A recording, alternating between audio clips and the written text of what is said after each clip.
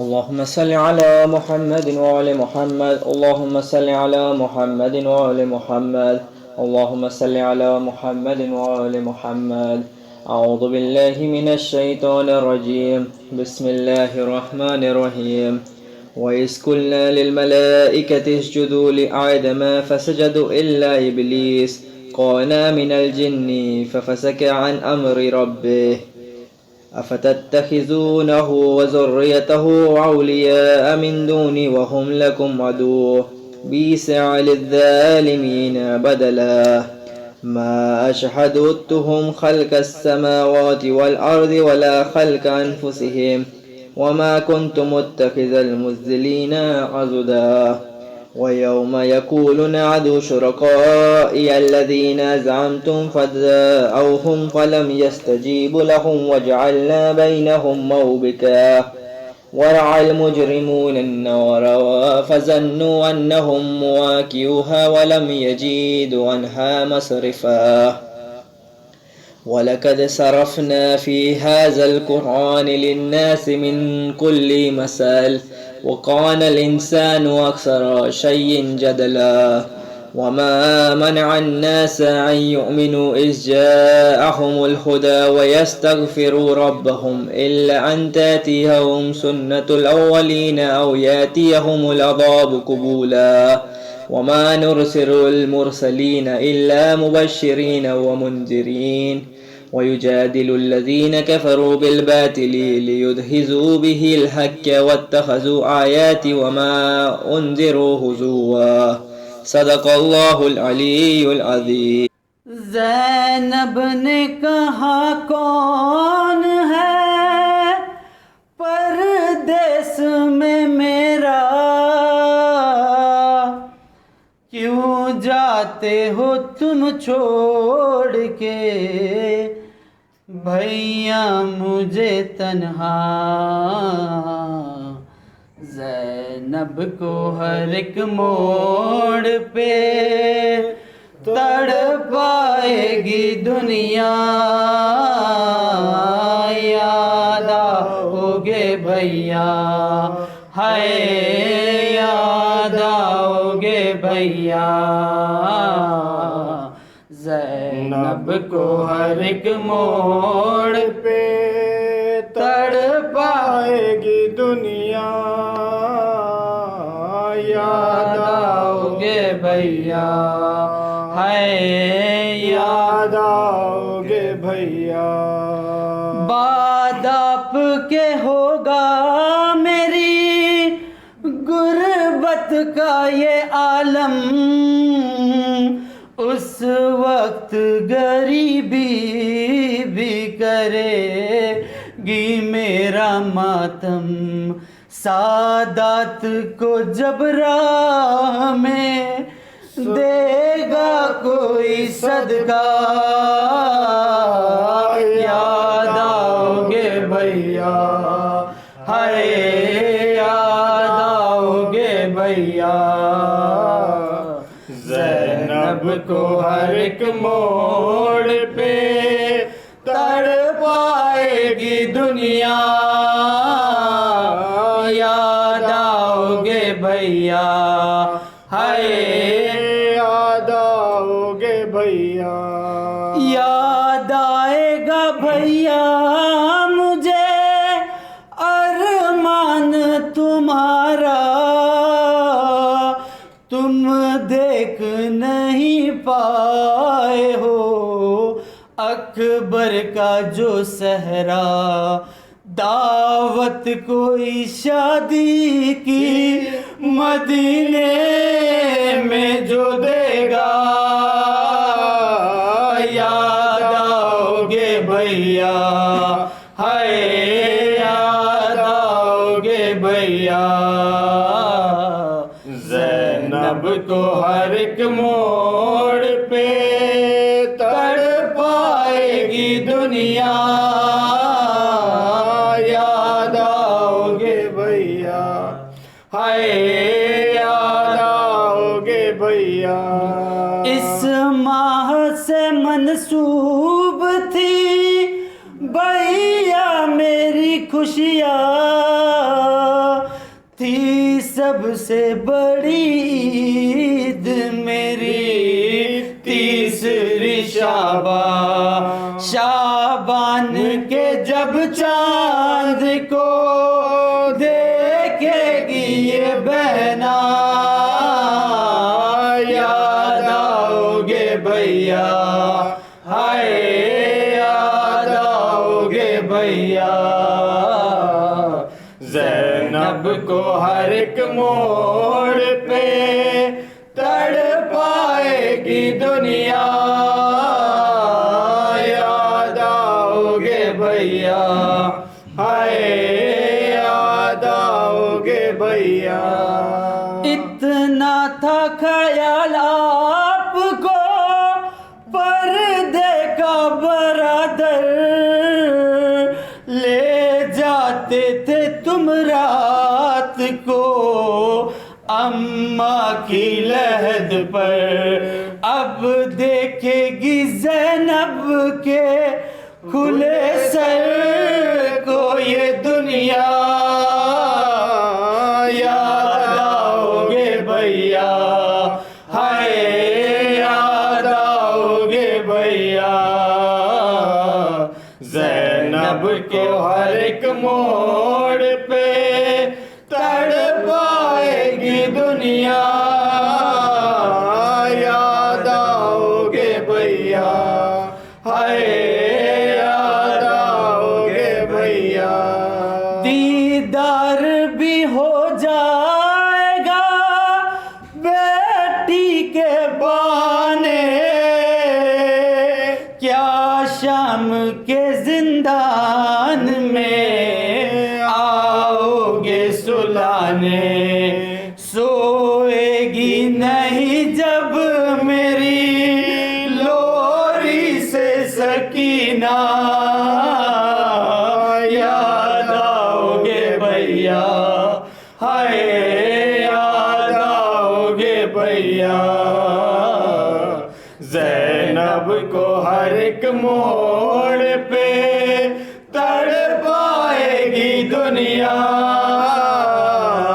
یاد آؤ گے بھیا ہائے یاد آؤ گے بھیا ہوتا تھا تکلم یوں جدا بھائی بہن سے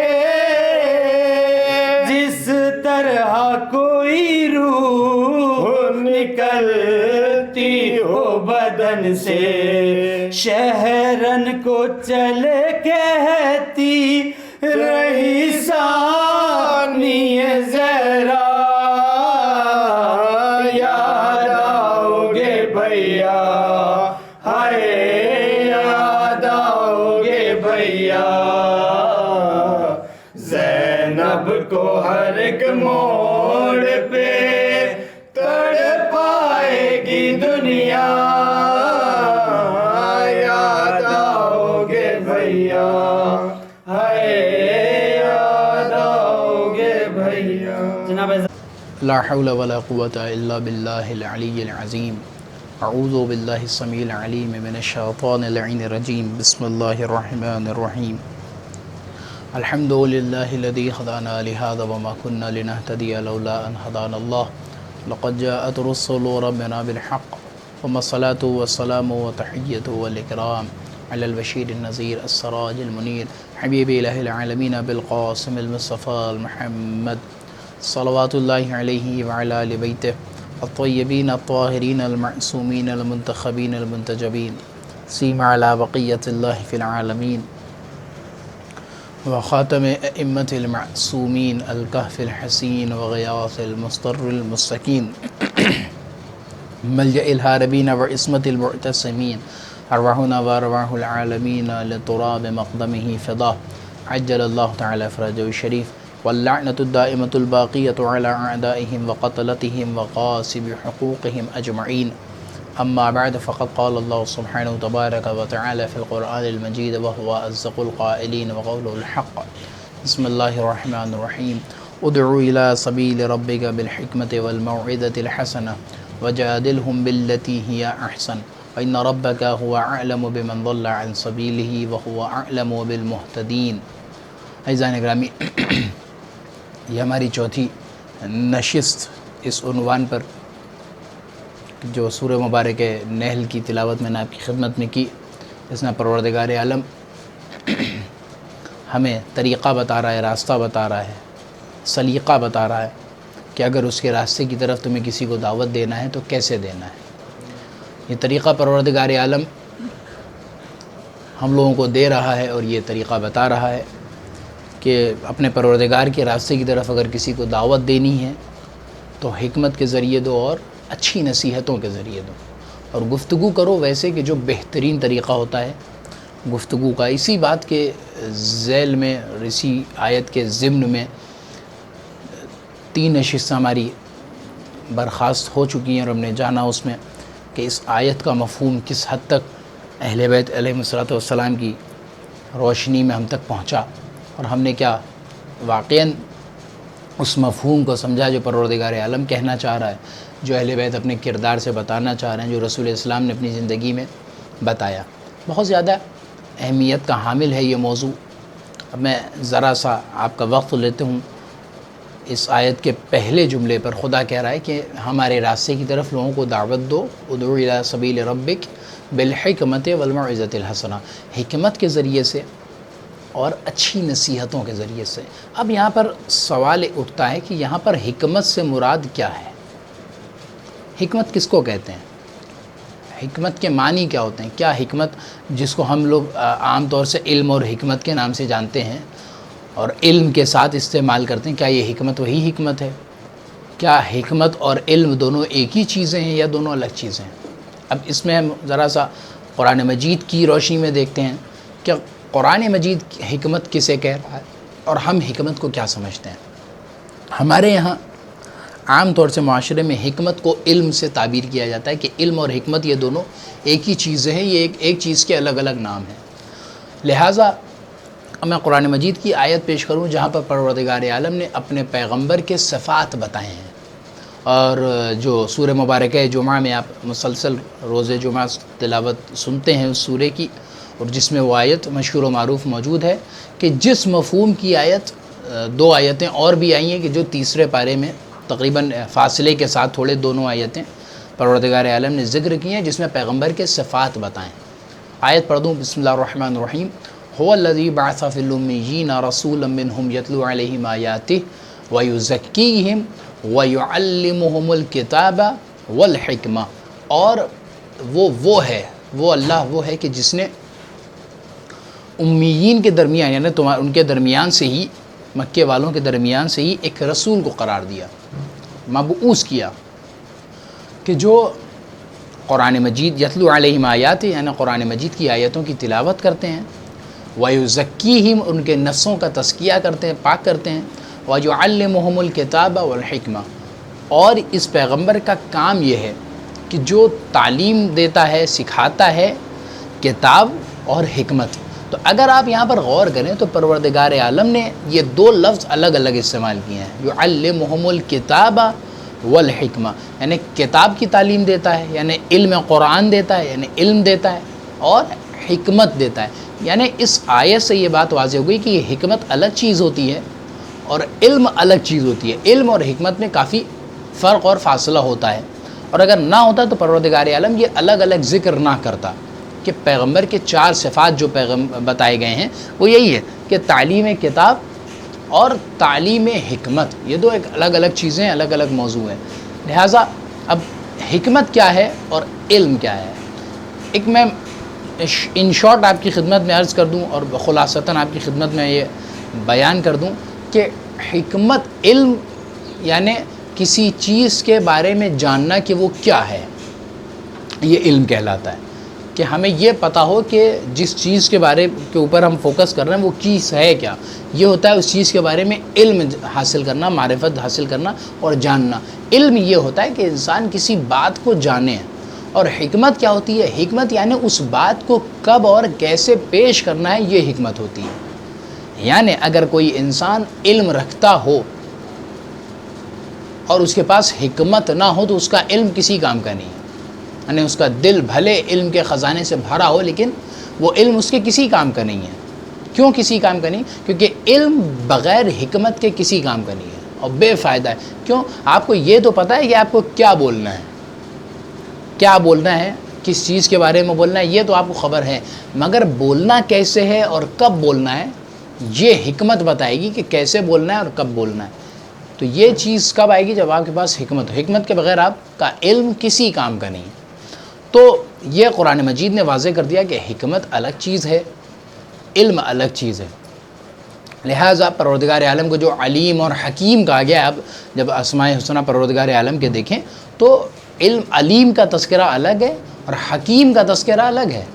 حکیم اور علیم یہ دو الگ چیزیں، اگر ایک چیز ہوتی تو پروردگار عالم کے جو صفات ہیں ان صفات میں ان چیزوں کو ساتھ میں ذکر کیا گیا ہوتا، لیکن علیم یعنی جاننے والا الگ ہے اور حکیم حکمت رکھنے والا یہ الگ ہے، یعنی پروردگار عالم سے بہتر حکمت رکھنے والا کوئی نہیں ہے۔ تو یہ جو وے ہمیں ملتا ہے، جو راستہ پروردگار عالم ہمیں دکھانا چاہ رہا ہے کہ ان چیزوں کا سہارا لو تبلیغ کرنے میں، بات پہنچانے میں، مسائل کے حل کرنے میں، یعنی حکمت سے کام لینا چاہیے۔ پروردگار عالم کی بارگاہ میں اگر کسی کو بلانا ہے تو آپ کو اپنے علم کی دھوس نہیں جمانی، جیسا کہ ابتداً ہم نے عرض کیا کہ انسان کے پاس بہت علم ہے، بہت نالج ہے، بہت صلاحیت ہے، اب ہم اس صلاحیت کو دھوس کے طور پہ استعمال کریں اور جتانا چاہیں لوگوں کے اوپر، تو یہ دوسروں پر پریشر ڈالنا اپنے علم کا یہ صحیح نہیں ہے۔ لیکن جب آپ کے پاس حکمت ہوگی تو آپ کو یہ پتہ ہوگا کہ اگر ہمیں کسی کی بات کو ثابت کرنا ہے یا کسی بات کو سمجھانا ہے تو اس کو پریزنٹ کرنے کا طریقہ کیا ہو۔ وہ طریقہ ہمیں کون بتائے گا؟ یہ اہل بیت کی روش جو اب تک ہم دیکھتے آ رہے ہیں، اور جو ہمارا سلسلہ رسول اسلام سے لے کے مولا کائنات تک آ گیا، اس سلسلے میں ہم نے کیا دیکھا؟ ہم اس سلسلے میں یہی دیکھ رہے ہیں کہ پروردگار عالم نے جس طریقے سے اہل بیت کی ذریعے سے بہترین مشعل راہ ہمارے لیے قرار دی تاکہ ہم اپنی راستے میں جو اندھیرے ہیں جہالت کے، اس کو اہل بیت کے علم کی روشنی میں پار کرتے جائیں اور یہ طے کر سکیں کہ ہمیں گفتگو کرنا کیسے ہے، سلیقہ کیا ہوتا ہے۔ اور اس کے علاوہ دوسری چیز جو ہے وہ ہمارے ساتھ وہ یہ ہے کہ اس سلسلے میں ہمیں یہ پتہ چل رہا ہے کہ کیسے حالات معصومین کے دور میں تھے اور کیسے کیسے سوالات اہل بیت کے پاس آتے رہتے تھے۔ آئیے ہم پھر سے اپنی منزل کی طرف لوٹتے ہیں۔ کل میں نے عرض کیا آپ کی خدمت میں مولا متقیان کا ایک شاہکار جواب اور ایک بہترین سوال کی طرف جو مولا کائنات نے اشارہ کیا اور اس کی تعویلیں اور جواب دیے بہترین طریقے سے، وہ یہ طریقہ تھا کہ ہمیں سمجھنا ہوگا کہ سیاسی اعتبار سے بھی آپ پر کوئی دباؤ نہ ہو۔ آپ سیاسی اعتبار سے بھی جب آپ کے پاس ایسے سوالات آئیں کہ جس سے اختلاف کا مسئلہ ہو سکتا ہے، امت میں انتشار برپا ہو سکتا ہے، تو اس مسئلے میں بھی آپ کو کس طرح سے سیاستاً جواب دینا ہے اور ایسا جواب دینا ہے کہ سامنے والا مطمئن بھی ہو جائے۔ مولا کائنات نے یہی کام کیا، ایک سیاسی سوال کا قرآن مجید سے بہترین واضح جواب دیا۔ آئیے ایک اور منزل کی طرف بڑھتے ہیں۔ ایک روم سے ایک راہب آیا، اور یہ دور ہے پہلے خلیفہ کا اور پہلی خلافت کا دور ہے، جس میں تاریخ میں یہ واقعہ ملتا ہے کہ وہ شخص روم سے آیا اور اس نے اپنے ساتھ وہ ایک عدد اونٹ لے کر آیا تھا، جس اونٹ کے اوپر خزانے لدے ہوئے تھے، سونے چاندی جواہرات ہیرے، یہ ساری دولتیں دنیا بھر کی اس نے جو ہے وہ اس اونٹ کے اوپر لادی ہوئی تھی۔ وہ آیا اور اس نے بز میں حاضر ہوا، مسجد میں حاضر ہوا، اور اس کے بعد اس نے سب سے مصافحہ کیا، خندہ پیشانی سے ملا، سب سے احترام سے بات کی، اچھے سے خوش ہو کر سب سے اس نے ملاقات کی۔ اب اس کے بعد اس نے انہی مجمع میں درمیان میں پوچھا، یہ بتاؤ کہ تم میں سے خلیفہ کون ہے؟ تو سب کی نظریں تاریخ بتاتی ہیں کہ پہلے خلیفہ کی طرف گھومی اور سب نے نظروں سے اشارہ کیا کہ یہ خلیفہ وقت ہیں۔ اب وہ مخاطب ہوا خلیفہ کی طرف اور کہا کہ حضور اپنا نام بتائیے، اپنا تعارف بتائیے، آپ ہیں کون، آپ کی شناخت کیا ہے؟ تو اس نے پہلے خلیفہ نے کہا کہ میرا نام عتیق ہے، عتیق ہے میرا نام۔ تو اس نے کہا کہ اور کوئی وضاحت، اور کوئی نام، اور کچھ؟ تو کہا کہ مجھے صدیق بھی کہتے ہیں۔ تو اب اس نے کہا کہ اور کوئی شناخت ہے؟ تو کہا کہ نہیں، میں اس سے زیادہ اپنے بارے میں نہیں جانتا۔ یعنی پہلے خلیفہ سے سوال ہو رہا ہے اور ان دو سوال کے بعد ان سے جب اس نے پوچھا کہ اور مزید اپنا تعارف کرائی تو اس نے کہا کہ میں اس سے زیادہ اپنے بارے میں نہیں جانتا۔ انہوں نے کہا تو پھر آپ وہ شخص نہیں ہیں کہ جس کو میں ڈھونڈ رہا ہوں، جس کی تلاش ہے مجھے۔ تو پھر وہ راہب کہتا خیر چھوڑیے یہ بات، اور میں جو ہے آپ کی خدمت میں کچھ سوال لے کر آیا ہوں، میں 3 سوال آپ سے پوچھوں گا، مگر میں اس سوال کرنے سے پہلے آپ سے ایک ریکویسٹ ہے، ایک گزارش ہے۔ کیا گزارش ہے؟ کہا میں چاہتا ہوں کہ آپ مجھے جان کی امان دے دیجئے۔ تو خلیفہ نے کہا ٹھیک ہے، تمہیں جان کی امان ہے، جو پوچھنا چاہو پوچھ سکتے ہو، جو چاہو سوال کر سکتے ہو۔ تو اس نے کہا کہ میرے پاس 3 سوال ہیں، آپ جواب دے دیں گے تو میں آپ کا دین قبول کر لوں گا، آپ کی خلافت کو مان لوں گا، اور یہ تحفہ میں آپ کی خدمت میں پیش کر دوں گا۔ تو تاریخ بیان کرتی ہے، اس نے کہا کہ میرا پہلا سوال یہ ہے کہ پروردگار عالم کے لیے، اللہ کے لیے دنیا میں کون سی ایسی چیز ہے جو اللہ کے لیے نہیں ہے؟ پھر اس نے کہا کہ دوسرا سوال میرا یہ ہے کہ کون سی ایسی چیز ہے جو اللہ کی طرف سے نہیں ہے؟ اور تیسرا سوال جو اس نے وہ کیا وہ یہ کہ پروردگار عالم کون سی ایسی چیز ہے جس کے بارے میں اسے علم نہیں ہے، وہ نہیں جانتا۔ اب جیسے ہی اس نے یہ سوالات کیے، سارے دربار پہ ایک سکتہ تھا، سب خاموش تھے، سب بالکل حیران، اور اس نے ایسے سوالات کیے۔ پہلا سوال، کون سی ایسی چیز ہے جو اللہ کے لیے نہیں ہے؟ دوسرا سوال، کون سی ایسی چیز ہے کہ جو اللہ کی طرف سے نہیں ہے؟ اور تیسرا سوال یہ ہوا کہ کون سی ایسی چیز ہے کہ جو اللہ نہیں جانتا، جس کے بارے میں۔ اب جیسے ہی یہ مسئلہ وہاں دربار میں اٹھا، سب حیران پریشان، اور خلیفہ آگ ببولا ہو گیا کہ یہ کیسے ممکن ہے، کیونکہ دنیا کی کوئی ایک ایسی چیز نہیں ہے کہ جو اللہ کے لیے نہ ہو، جس کا تعلق اللہ سے نہ ہو۔ دنیا کی کوئی ایک ایسی چیز نہیں ہے کہ جو اللہ کی طرف سے نہ ہو، کیونکہ سب کو اس نے پیدا کیا، اور یہ ممکن ہی نہیں کہ دنیا کی کوئی ایسی چیز ہو کہ جس کا علم اللہ کو نہ ہو، کوئی ایک ایسی چیز ہو جس کے بارے میں اللہ نہ جانتا ہو۔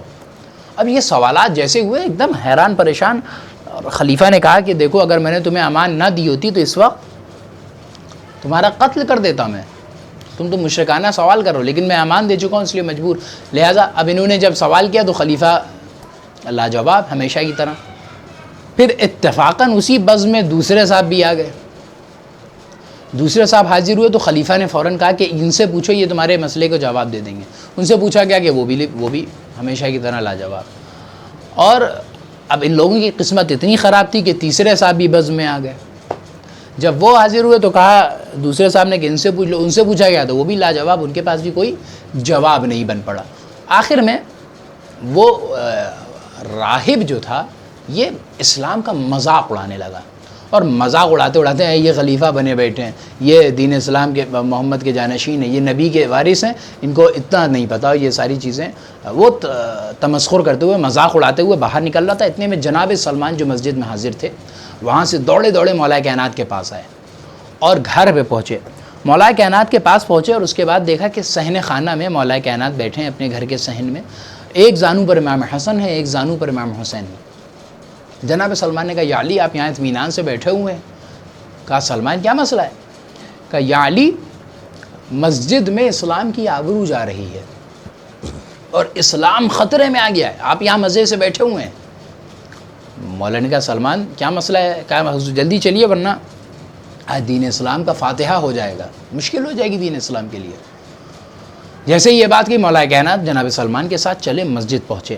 تاریخ نے جملہ لکھا ہے کہ جیسے ہی مولا کائنات مسجد میں داخل ہو رہے تھے تو جو مجمع ابھی تک مایوس ہو چکا تھا اور شرمندہ ہو چکا تھا ان لوگوں کے جواب نہ دینے کی بنیاد پر، اس مجمع کی نظر جیسے ہی علی کے چہرے کی طرف پڑی سب کا چہرہ کھل اٹھا، اور تاریخ کہتی کہ سب مولا کائنات کی طرف بڑھے اور سبحان اللہ کے نعرے بلند ہو رہے تھے، اور لوگوں نے تکبیر کہنا بلند کر دی۔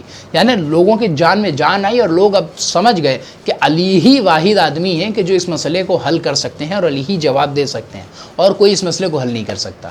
اب آپ سوچئے کہ تاریخ کا یہ منظر کہ سارے اصحاب مولا کائنات کے چہرے کی طرف دیکھ کر خوش ہو رہے ہیں اور تکبیر بلند کر رہے ہیں۔ تو علی کا وجود، لوگوں کے وجود میں ایک علی کی ذات وہ ہے کہ جو لوگوں کو ایک نئی جان ڈال دیتی ہے۔ تو جس طرح کل علی کا چہرہ اور علی کا وجود لوگوں کے اطمینان کا سبب بنتی تھی، اسی طرح علی کا نام آج ہمارے لیے اطمینان کا سبب بنتا ہے۔ یہی وجہ ہے کہ جو بات پہ ہم علی علی کیا کرتے ہیں، کیونکہ جب ہمارے بعد میں کوئی مسئلہ ہوتا ہے، کوئی مشکل ہوتی ہے، تو جس طرح کل علی کا وجود مسئلوں کو حل کر رہا تھا اور لوگ مطمئن ہو جاتے تھے علی کے چہروں کو دیکھ کر، لہٰذا آج ہم ذکر علی سے اپنے مسائل کو حل کر لیتے ہیں۔ الغرض مولا کائنات داخل دربار ہوئے اور پہنچتے ہی پہلے صاحب جو پہلے خلیفہ تھے انہوں نے کہا کہ ہاں اب پوچھو ان سے، یہ تمہارے مسئلے کا جواب دیں گے، اور یہ وہی آدمی ہیں جن کو تم ڈھونڈ رہے تھے۔ اچھا کمال ہے، اب یہاں پہ خلیفہ سے پوچھا جائے کہ بھئی آپ کو اگر اتنا پتہ ہی ہے کہ یہ انہی کو ڈھونڈ رہا تھا اور خلیفہ کو ڈھونڈ رہا تھا، تو آپ اس مسند پر کیا کر رہے ہیں؟ جب آپ جواب نہیں دے سکتے تو علی کو اس مقام پر دے دیجئے، جو علی جس مقام پہ آپ بیٹھے ہوئے ہیں وہ علی کا مقام ہے۔ آپ خود کہہ رہے ہیں کہ یہ وہی ہے کہ جسے تم تلاش رہے تھے۔ خیر وہ مولا کائنات کی طرف متوجہ ہوا اور اس نے کہا کہ حضور اپنا تعارف بتائیں۔ مولا کائنات نے کہا سنو، تاریخی جواب۔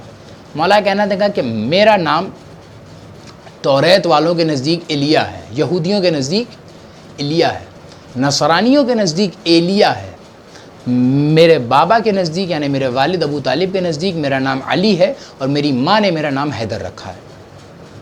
اب جیسے ہی مولا کائنات نے اپنا یہ تعارف پیش کیا اور اپنی یہ نشاندہی کرائی، تو فوراً اس نے کہا کہ ہاں آپ ہی وہ شخص ہیں کہ جس کی مجھے تلاش تھی، اور آپ ہی وہ ہیں جو میرے مسئلے کو حل کر سکتے ہیں۔ مولا کائنات نے کہا بھئی کیا مسئلہ؟ تو اس نے کہا کہ حضور میرے پاس 3 سوال ہیں۔ کہا پوچھو۔ اس نے سوالات دہرائے۔ پہلا سوال، کون سی ایسی چیز ہے جو اللہ کے لیے نہیں ہے؟ مولا نے کہا دوسرا سوال یہ ہے کہ اللہ کی طرف سے کون سی چیز نہیں ہے؟ اور تیسرا سوال، اللہ کون سی چیز نہیں جانتا، وہ نہیں، اس کو نہیں خبر ہے اس چیز کے بارے میں۔ مولا کائنات نے کہا بالکل آسان سا جواب ہے، کہا بتائیے۔ اب جو مولا کائنات نے کہا کہ پہلا سوال تمہارا کہ کون سی چیز ہے کہ جو اللہ کے پاس جس کا علم نہیں ہے، کون سی ایسی چیز ہے جو اللہ کے لیے نہیں ہے؟ تو سنو، اللہ کا نہ کوئی بیٹا ہے اور نہ کوئی اس کا پارٹنر ہے، نہ اس کا کوئی ہمسر ہے۔ اس نے کہا بالکل درست جواب ہے۔ مولانا نے کہا دوسرا سوال کہ اللہ کی طرف سے کیا نہیں ہے؟ تو سنو، اس کا جواب یہ ہے کہ اللہ کی طرف سے ظلم نہیں ہے، یعنی اللہ کسی کے اوپر ذرہ برابر بھی ظلم نہیں کرتا۔ پھر تیسرا سوال اس نے کہا کہ کون سی ایسی چیز ہے جو اللہ کی طرف سے نہیں ہے، وہ ظلم نہیں ہے۔ تیسرا سوال یہ تھا کہ کون سی ایسی چیز ہے کہ جو اللہ کی کون سی ایسی چیز ہے کہ پروردگار عالم جس کا علم نہیں رکھتا، جس کی خبر اس کو نہیں ہے، وہ کون سی ایسی چیز ہے جو خدا نہیں جانتا؟ تو مولا کائنات نے اس کا جواب دیا کہ وہ چیز کہ جس کے بارے میں خدا نہیں جانتا وہ یہ ہے کہ خدا اپنی خدائی میں، اپنی حکومت میں کسی کو اپنا شریک نہیں جانتا۔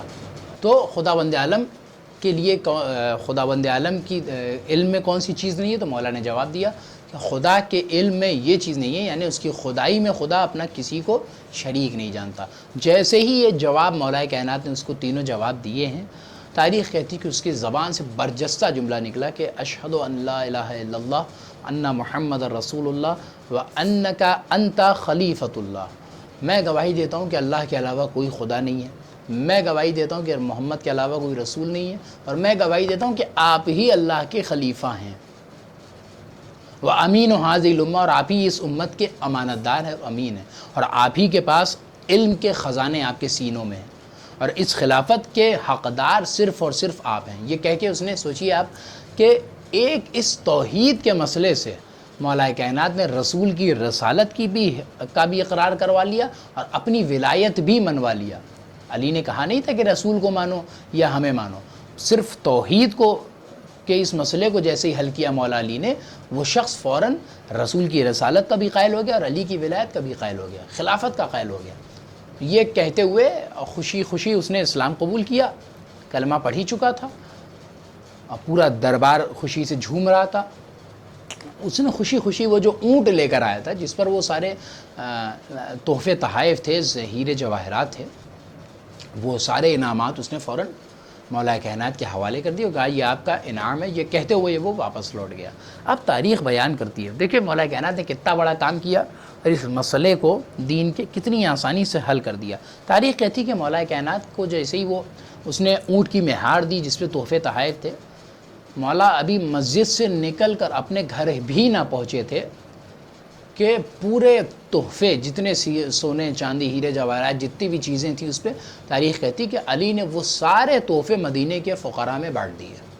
اور جب گھر پہ پہنچے تو مولا کائنات بالکل خالی ہاتھ.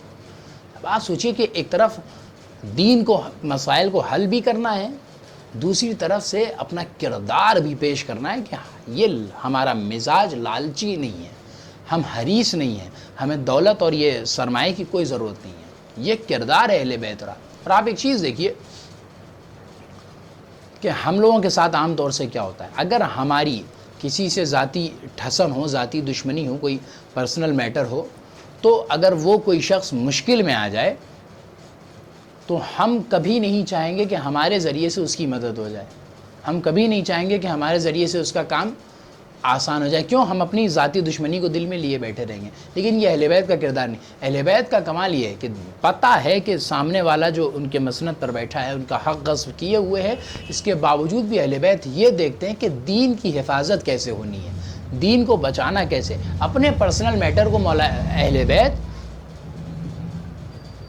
کبھی بھی اپنے پرسنل میٹر کو اہل بیت اس کو دین میں نہیں داخل کرتے, ہمیشہ دین کو الگ رکھتے ہیں, دین کا مسئلہ الگ رکھتے ہیں اور پرسنل میٹر کو اپنے الگ رکھتے ہیں. یہ اہل بیت کا کردار ہے جس پہ ہمیں غور کرنے کی ضرورت ہے, سمجھنے کی ضرورت ہے کہ یہ کردار اہل بیت کا جو ہمیں ملتا ہے کہ ہمیں مسائل کیسے حل کرنا ہے, ہمیں لوگوں کے ساتھ کیسے رہنا ہے, ہمیں غریبوں کا خیال کیسے کرنا ہے. یہ سارے پیغامات آپ کو اہل بیت کی طرف سے ملیں گے. تو اب آپ نے دیکھا کہ کس طریقے سے مولا علی نے اس مسئلے کی جو گتھی تھی اس کو بھی سلجھایا.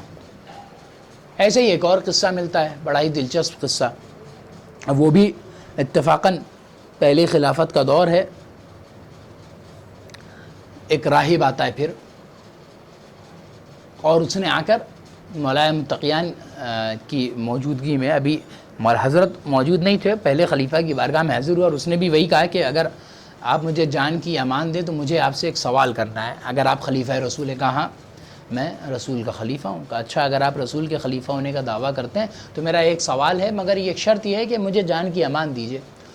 تو پہلے صاحب نے کہا, پہلے خلیفہ نے کہ ٹھیک ہے تمہیں جان کی امان ہے, کیا سوال ہے پوچھو. اس نے سوال کیا, یہ بتائیے کہ اللہ کہاں ہے, اللہ کہاں ہے. اب جیسے ہی ان کے سامنے یہ سوال آیا, انہوں نے فوراً کہا کہ فی السماء علی العرش, اللہ آسمان میں عرش کے اوپر ہے.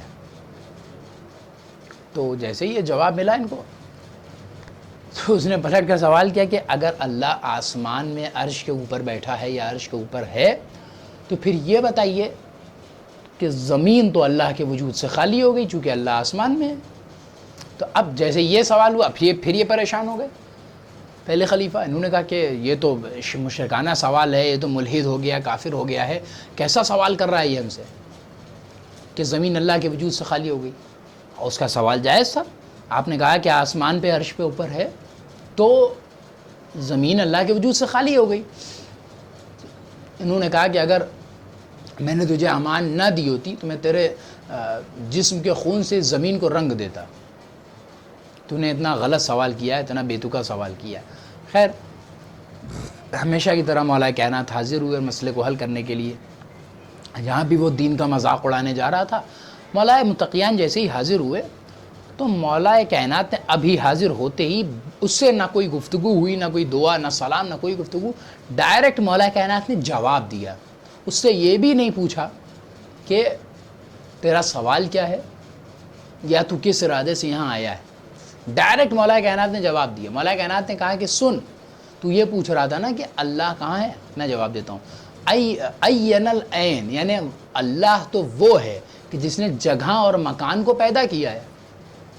تو جو جگہ اور مکان کا خود مالک ہو اور خود جگہ اور مکان کا پیدا کرنے والا ہو, کیا اسے جگہ اور مکان میں آنے کی ضرورت ہے؟ کیا اسے اس بات کی ضرورت ہے کہ وہ کسی جگہ میں سما جائے؟ وہ خود جگہ کو پیدا کرنے والا. اور سن, خدا تو اس وقت بھی موجود تھا جب کوئی بھی دنیا میں جگہ نہیں تھی. جب یہ دنیا اب جگہ نہیں رکھتی تھی, نہ مکان رکھتی تھی, نہ کوئی مقام رکھتی تھی, تب خدا وجود رکھتا تھا. اور تب بھی ہوگا جب دنیا میں کوئی جگہ نہیں ہوگی۔ تو خداوند عالم کا وجود تو مکان اور زمان سے پہلے ہے، تو جب مکان کا پیدا کرنے والا وہ ہے تو اسے مکان کی ضرورت کیا ہوگی؟ یہ مولا کائنات نے بالکل لاجیکلی بات کہی۔ جب اس نے اس جگہوں کو بنایا ہے تو وہ خود جگہ کا محتاج کیسے ہو سکتا ہے؟ اور دوسری بات مولا کائنات نے کہی کہ دیکھو اگر خدا کسی مکان میں آ جائے تو مکان چونکہ محدود ہوتا ہے، کوئی بھی گھر ہو، کوئی بھی ایک کرسی ہو، کوئی بھی ایک میز ہو، کوئی بھی ایک ایسی جگہ ہو جہاں پہ انسان بیٹھ سکے یا کھڑے ہو سکے، اس مقام پہ اگر کسی کو کھڑا کر دیا جائے تو وہ جسم جو اس مقام پر کھڑا ہوگا وہ اس حلقے میں، اس علاقے میں، اس ایریے میں محدود ہو جائے گا، یعنی اس کے علاوہ وہ جسم کہیں اور نہیں جا سکتا اس مقام پہ۔ تو مولا نے کہا کہ اگر خداوند عالم کسی جگہ پر آ جائے تو وہ محدود ہو جائے گا، اور جو محدود ہو جائے وہ خدا نہیں ہو سکتا۔ خدا تو آزاد ہے، ہر جگہ ہے، ہر مقام پر ہے۔ تو یہ کیسے کہہ سکتے ہو کہ خدا کہاں ہے یا کہاں نہیں ہے؟ وہ اس وقت بھی تھا جب لفظ کہاں بھی وجود میں نہیں تھا، جب لفظ کوئی بھی مقام اور مکان موجود نہیں تھا۔ اس کو یہ جواب ملا جیسی تو وہ خاموش ہوا۔ مولا کائنات نے کہا کہ اچھا یہ بتاؤ اگر میں تمہیں تمہاری ہی کتاب سے دلیل دوں تو کیا مان لو گے؟ کہا ہاں مان لوں گا، بالکل مان لوں گا۔ تو مولا کائنات نے کہا ٹھیک ہے، میں ابھی تمہیں جواب دیتا ہوں، تمہیں تمہاری ہی کتاب سے دلیل دے رہا ہوں۔ اور دلیل کیا دی مولا کائنات نے؟ مولا کائنات نے اس سے کہا کہ دیکھو تمہاری ہی کتاب میں، انجیل وغیرہ میں یہ لکھا ہے، یہ قصہ اور واقعہ نقل ہے کہ ایک دفعہ جناب موسیٰ کھڑے تھے راستے میں، تو اتنے میں ایک ملک کا گزر ہوا کہ جو مشرق کی طرف سے آ رہا تھا، مشرق کی طرف سے آ رہا تھا۔ تو جناب موسیٰ نے پوچھا کہ بھئی کہاں سے آ رہے ہو؟ تو اس نے کہا کہ میں مشرق کی طرف سے آ رہا ہوں، اللہ کی بارگاہ سے۔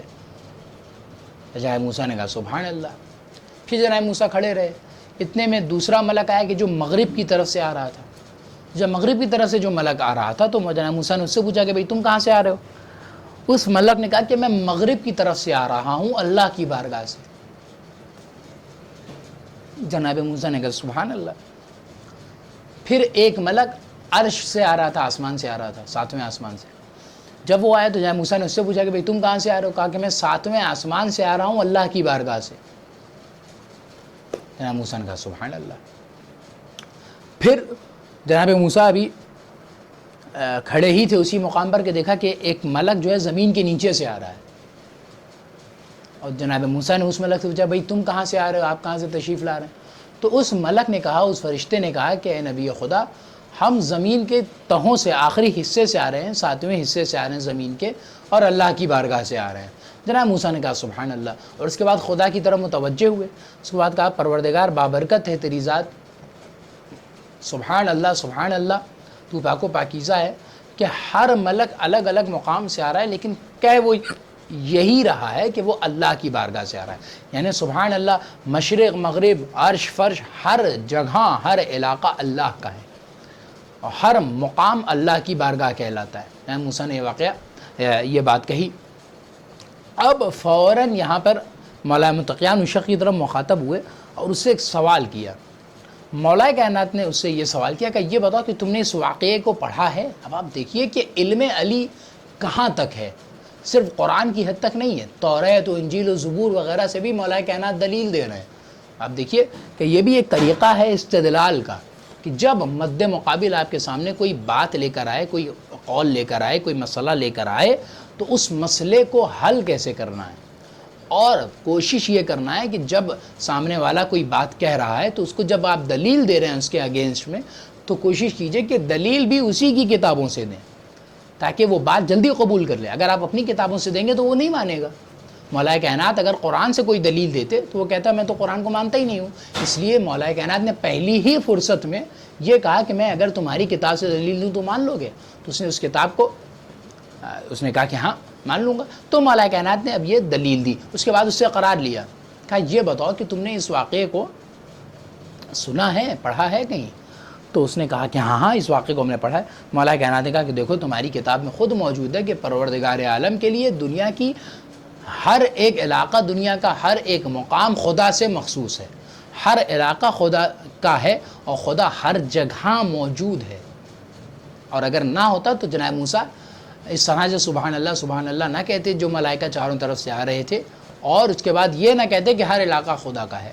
تو جب تمہاری کتاب میں یہ واقعہ موجود ہے تو تم یہ سوال کیسے کر سکتے ہو کہ خدا کہاں ہے کہاں نہیں ہے؟ جیسے اس کو یہ جواب دیا، تاریخ کہتی کہ وہ پھر مولا کائنات کی خلافت اور امامت کا کلمہ پڑھتے ہوئے واپس لوٹ گیا، مسلمان ہو گیا۔ تو اب آپ دیکھیے کہ اس بار پھر مولا کائنات نے کس طرح سے دین کی آبرو کو بچایا، کس طرح سے دین کی عزت کو محفوظ رکھا، اور سوائے علی کے کیا کوئی کر سکتا تھا یہ کام؟ سوائے علی کے کسی میں یہ ہمت تھی کہ یہ کام کر پاتا؟ یہ طریقہ اہل بیت ہمیں بتا رہے ہیں، ہمیں اس پر فوکس کرنا ہے۔ اور دو چیزیں ہیں جو عنوان ہمارا چل رہا ہے، اس میں دو چیزیں ہیں جس پر آپ کو غور کرنا ہے۔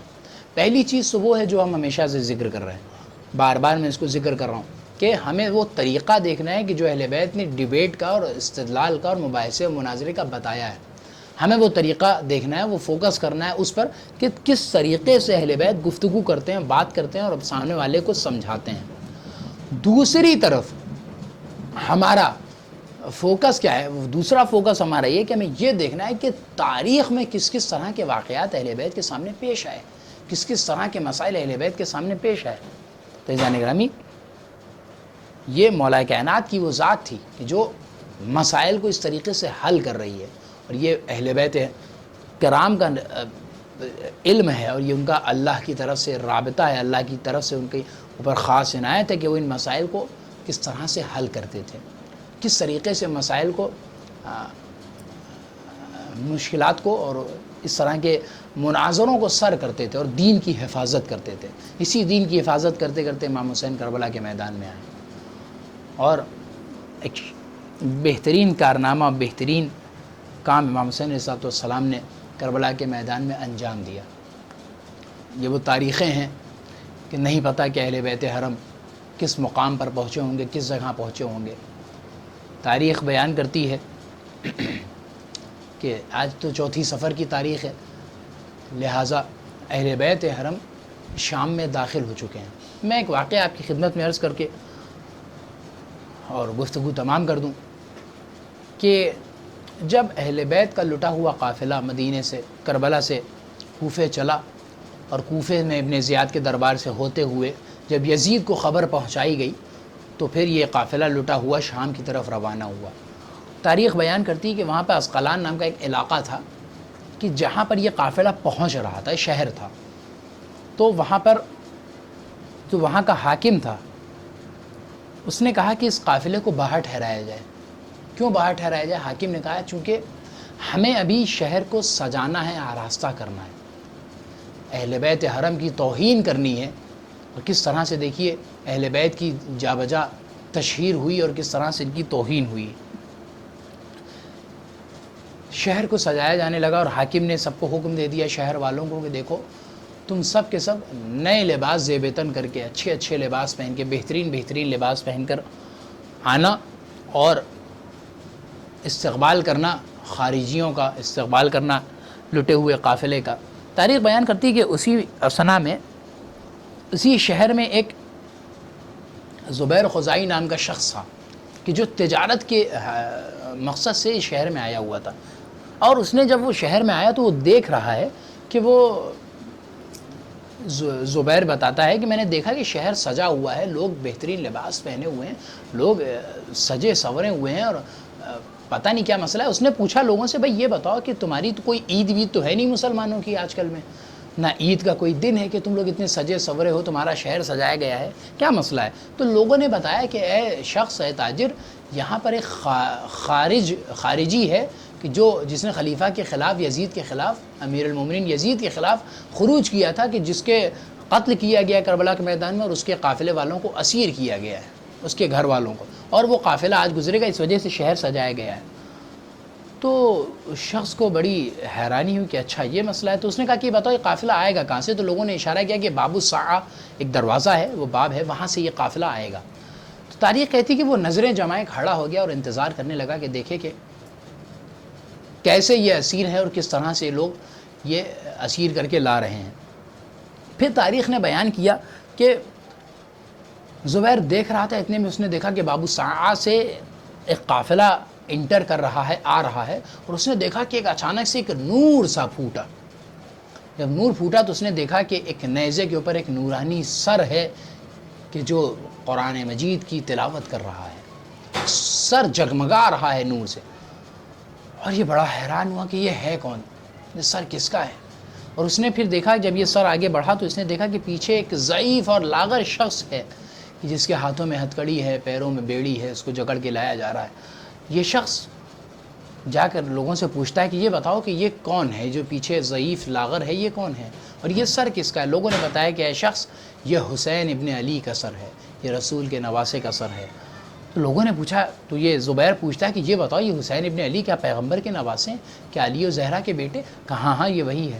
یہ تڑپ گیا، پریشان ہو گیا، اور اس کے بعد پوچھتا ہے یہ بتاؤ، یہ جو پیچھے ضعیف اور لاغر ہے یہ کون ہے؟ کہا یہ اسی کا حسین کا بیٹا علی ابن الحسین زین العابدین ہے، جس کو اسیر کر کے لایا گیا۔ اب یہ اور تڑپ گیا، اور اس کے بعد تڑپ کر امام کی بارگاہ میں آیا، اور اس کے بعد اس ضعیف اور لاغر اور بیمار کے پاس آ کر کہتا ہے السلام علیکم ابن رسول اللہ، اے فرزند پیغمبر آپ پر میرا سلام ہو۔ اس کے بعد امام متوجہ ہوئے، اور اس کے بعد کہتا ہے کہ تم کون ہو کہ جس نے ہم پر سلام کیا؟ کیونکہ جب سے ہم کربلا سے کوفہ پہنچے ہیں، کوفے سے شام کے راستوں کو طے کر رہے ہیں، کسی نے تازیانے مارے ہیں، کسی نے رسیاں ماری ہیں، کسی نے تکلیفیں دی ہیں، سب ہمیں تانے کس رہے ہیں، ہمیں سلام کرنے والا کوئی نہیں، تم کون ہو؟ تو اس نے کہا کہ اے مولا میں زبیر ہوں۔ کہا مولا مجھے نہیں پتا تھا کہ اہل بیت حرم کے ساتھ یہ مصیبت ہو گئی۔ مولا نے کہا کہ یہ بتاؤ زبیر تمہارے پاس کچھ پیسے ہیں؟ کہا مولا۔ تو کہا جاؤ یہ جو لوگ نیزے لے کے کھڑے ہیں ہمارے شہداء کے سر، ان سے کہو تھوڑا آگے بڑھ جائیں۔ کہا مولا وجہ کیا ہے؟ کہا چونکہ یہ سر ہماری خواتین سے قریب ہے، جب مجمع سروں کو دیکھتا ہے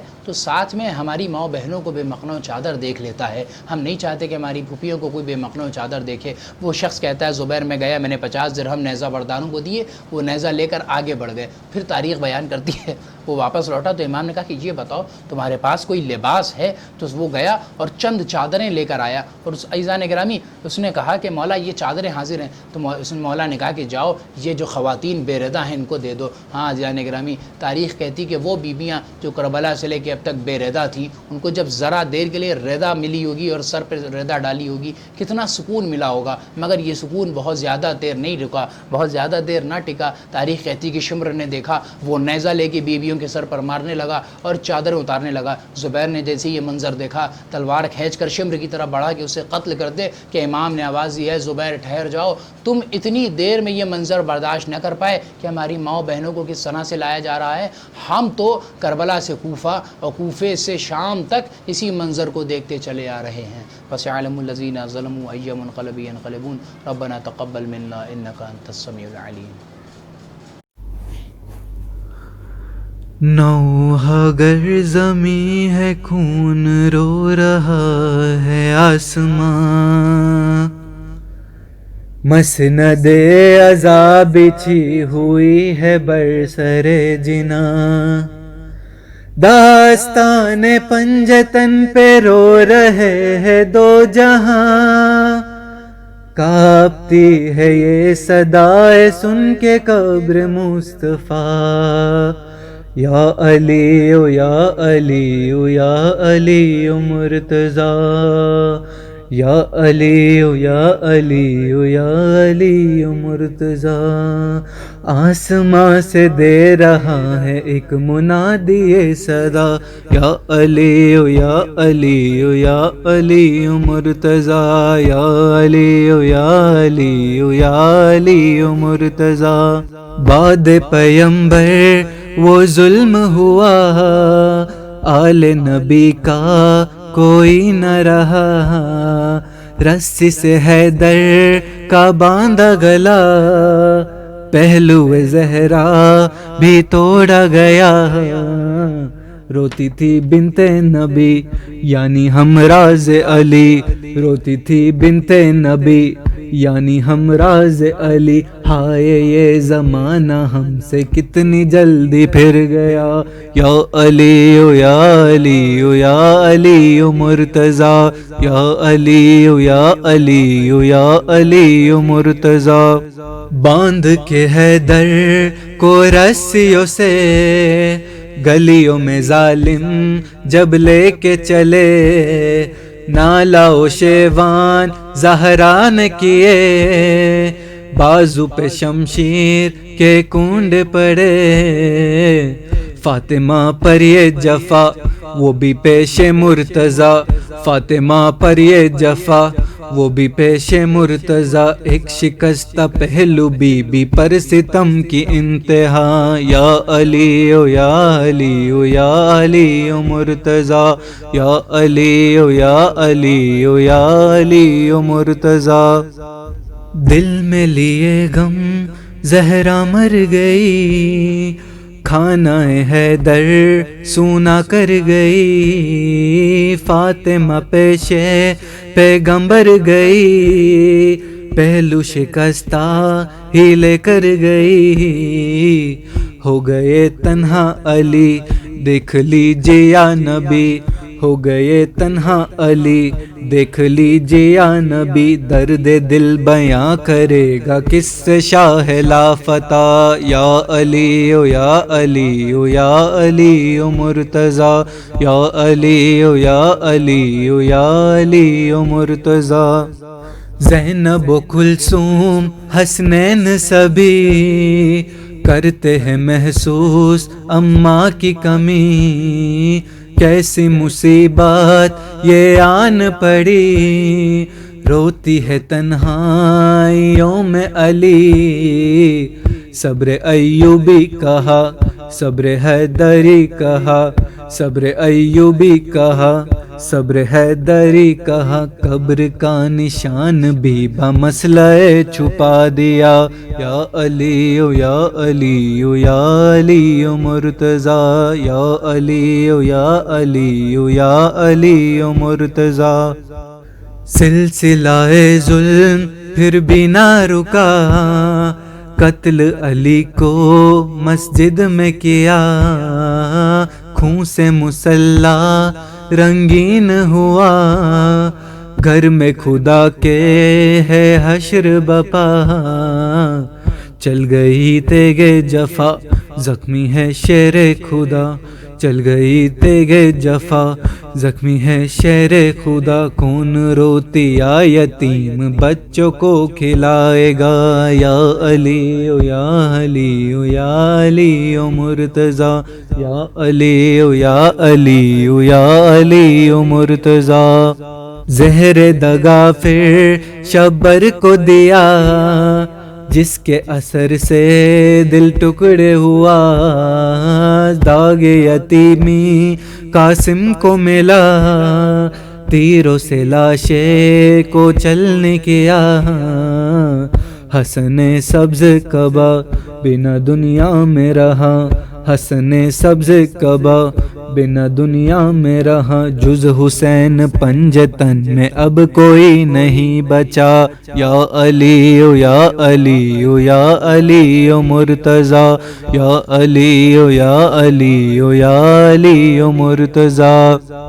دست ستم اور کچھ آگے بڑھا، سامنے آئی پھر کرب و بلا، شمر کا خنجر بے کس پہ چلا، بہنوں کے آگے سر شہ کا کٹا، چیختی تھی فاطمہ رحم کر بہر خدا، چیختی تھی فاطمہ رحم کر بہر خدا، کر دیا ستم گروں نے پنجتن کا خاتمہ، یا علی او یا علی او یا علی او مرتضی، یا علی او یا علی او یا علی او مرتضی۔ لاشوں پہ گھوڑے دوڑائے گئے، بیویوں کے دل دہلائے گئے، ہاتھ رسن سے بندھوائے گئے، پشتوں پہ درے برسائے گئے، شب کی تاریکیوں میں جس کا تابوت اٹھا، شب کی تاریکیوں میں جس کا تابوت اٹھا، اس کی بیٹیاں پھرائی جا رہی ہے بیردا، یا علی او یا علی او یا علی او مرتضی، یا علی او یا علی او یا علی او مرتضی۔ نوحہ و نوشاد جو تو نے لکھا، شادماں یہ ہے زہرا کی عطا، قبر نبی اور شاہ لافتہ، زہر کفن خود کرتے ہیں بکا، پیٹو سر اہل عزا فاطمہ دے گی جزا، پیٹو سر اہل عزا فاطمہ دے گی جزا، یہ وہ غم ہے اہل آسمان میں بھی ہے بپا، یا علی او یا علی او یا علی او مرتضی، یا علی او یا علی او یا علی او مرتضی۔ زیارت عاشورہ پڑھتا ہوں میں اپنی جانب سے، اپنے والدین کی جانب سے، کل مرحوم مومنین والمومنات کی جانب سے، خاص طور سے امام زمانہ کی جانب سے، قربتاً اللہ۔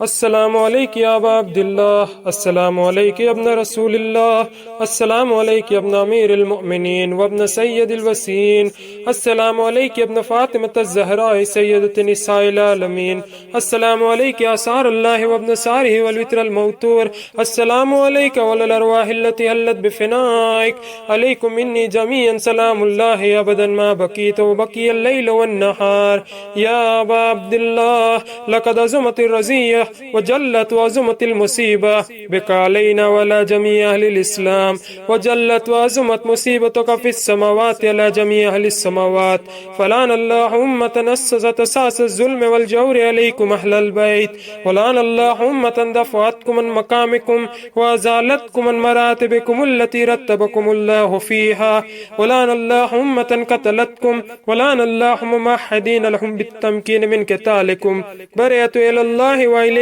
منہم واشیائہم واتباعہم واولیائہم، یا ابا عبداللہ انی سلم لمن سالمکم وحرب لمن حاربکم الى یوم القیامہ، ولعن اللہ علی زیاد وعلی مروان، ولعن اللہ بنی امیہ قاتبہ، ولعن اللہ ابن مرجانہ، ولعن اللہ عمر ابن سعد، ولعن اللہ شمرہ، ولعن اللہ امة نسرجت والجمت وتنقبت لقتالک بأبی انت وأمی لقد عظم مصابی بک، فأسأل اللہ الذی اکرم مقامک واکرمنی ان یرزقنی طلب السارق مع امام منصور من اہل بیت محمد صلی اللہ علیہ وآلہ، اللہم اجعلنی عندک وجیہا بالحسین علیہ السلام فی الدنیا والآخرہ، یا ابا عبداللہ انی اتقرب الی اللہ وإلی رسولہ وإلی امیر المؤمنین وإلی فاطمة وإلی الحسن وإلیک بموالاتک وبالبراءۃ ممن اسست اساس ذلک وبنى علیہ بنیانا